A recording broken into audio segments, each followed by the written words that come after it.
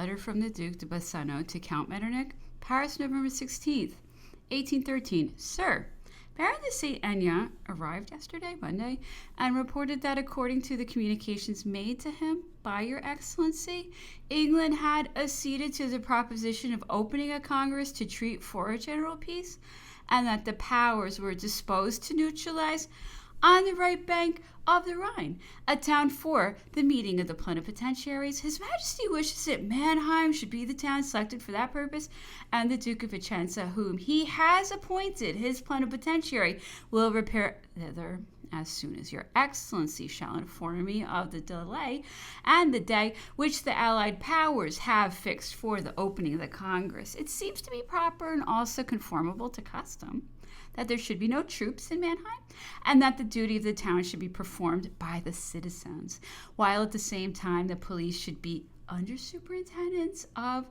a bailiff appointed by the Grand Duke of Baden. If it be deemed proper to have picades of cavalry, their numbers should be equal on both sides. With regard to the communications between England and his government, they may be through France, and by the way of Calais, a peace founded on the independence of all nations in the continental as well as the maritime point of view has been the constant object of the wishes and policy of the Emperor. His Majesty augurs favorably from the report given by Monsieur de Saint-Aignan of what was said by the English minister. I have the honor to present to your Excellency the assurance of my high consideration. Signed, the Duke of Bassano. Replied of Prince Metternich to the Duke de Bassano, Monsieur le Duc, the courier whom your Excellency dispatched from Paris on the 16th of November has arrived here. I lost no time in submitting to their Imperial Majesties and His Majesty the King of Prussia the letter which you did me the honor to address to me. Their Majesties observe with satisfaction that the confidential conversation with Monsieur de Saint-Aignan has been regarded by His Majesty the Emperor of the French as a proof of the pacific intentions of the high Allied powers, animated by the same spirit invariable in their views, and indissoluble in their alliance. They are ready to enter upon negotiations as soon as they shall be assured that His Majesty the Emperor of the French accedes to the general and summary basis which has specified in my conversation with the Baron de Saint-Aignan. In your Excellency's letter, however, these bases are not mentioned. It contains merely the expression of a principle, which is shared by all the governments of Europe, and the acknowledgement of which is one of their chief wishes. This principle, however, cannot, on account of its generality, form a substitute for the bases that have been proposed. Their Majesties are anxious that His Majesty the Emperor Napoleon should explain himself on these points, as the only means of preventing the negotiations from being impeded by insurmountable difficulties at their very outset. The choice of the town of Mannheim seems to present no obstacles to the Allied powers.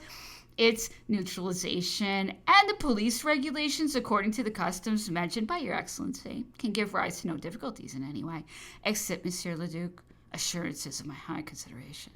Prince Metternich. Frankfurt, November 25th, 1813. Letter from the Duke of Vicenza to Prince Metternich. Paris, December 2nd, 1813. Prince, I have submitted to His Majesty the letter which your Excellency addressed to the Duke de Bassano on the 25th of November, by admitting without restriction as the basis of peace the independence of all nations, both in a territorial and maritime point of view. France has admitted in principle what the Allies seem to desire. His Majesty has by that means admitted all the consequences of the principle, the final result of which must be a peace founded on the equilibrium of Europe, on the acknowledgement of the integrity of all nations in their natural limits, and of the absolute independence of all states, so that none may assume over another either sovereignty or supremacy in any form whatever. either by land or sea. However, I feel sincere satisfaction in acquainting your excellency that I am authorized by the emperor, my august master, to declare that his majesty accedes to the general and summary basis which have been communicated by Monsieur de Saint-Aignan. They will occasion great sacrifices on the part of France, but his majesty will submit to them without regret if by similar sacrifices England will afford the means of obtaining a general peace, honorable to all parties, which your excellency declares to be the wish not only of the continental powers, but also of England. Calancore, Duke of Vicenza. Reply of Prince Metternich to the Duke de Vicenza. Monsieur le Duc, the note which your excellency did me the honor to address to me was transmitted from Castle by our advanced posts. I immediately laid it before their majesties. They have served the satisfaction that his majesty the emperor of the French had adopted the basis necessary for the reestablishing the future equilibrium and tranquility of Europe. They wish that your note should without delay be communicated to their allies. Their imperial and royal majesties doubt not that the negotiations will be commenced immediately on the receipt of the answers. We shall lose no time in informing your excellency of the period fixed for the opening of the negotiations and in concerting with you respecting the arrangements that may be deemed most proper for attaining the end we have in view.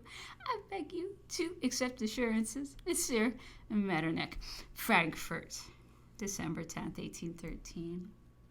Letter from the Duke de Vicenza to Prince Metternich. Luneville, January 6, 1814. Prince, I have received the letter which your excellency did me the honor to address to me on the 10th.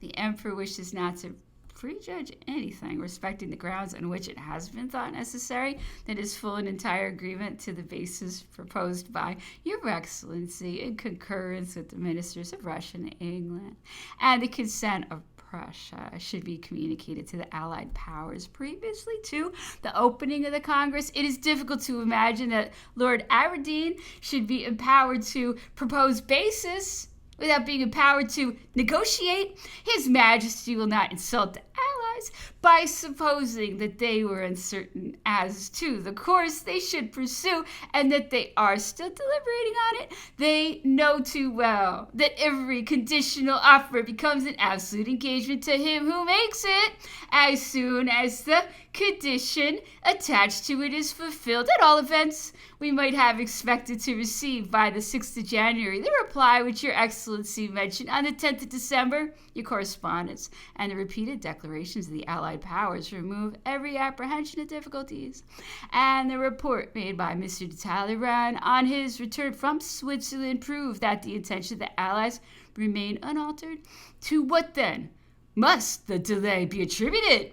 His Majesty, having nothing more at heart than the prompt restoration of general peace, conceived that he could not give a stronger proof of the sincerity of his sentiments on this subject than by sending to the Allied sovereigns his Minister for Foreign Affairs furnished with full powers.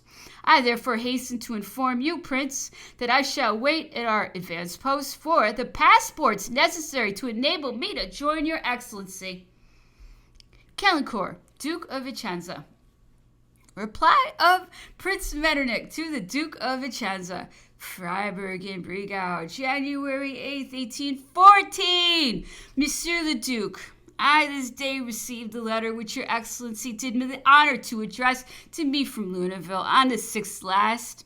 The delay of the communication which the French government expected in consequence of my note of the 10th of December was occasioned by the measures which the Allied powers had to concert together. The confidential explanation with Baron de Saint-Aignan having led to official overtures on the part of France, their imperial and royal majesties conceived that it was requisite they should communicate to their allies your excellency's reply of the 2nd of December. Your excellency's suppositions that Lord Aberdeen proposed basis for negotiation and that he was furnished with full powers to that effect are totally unfounded. The Court of London has just dispatched for the continent the English Secretary of State for Foreign Affairs, His Majesty, the Emperor of all the Russias, having left this place for a short time, and Lord Castlereagh, being momentarily expected, the Emperor, my august master, and His Majesty, the King of Prussia, have directed me to acquaint your Excellency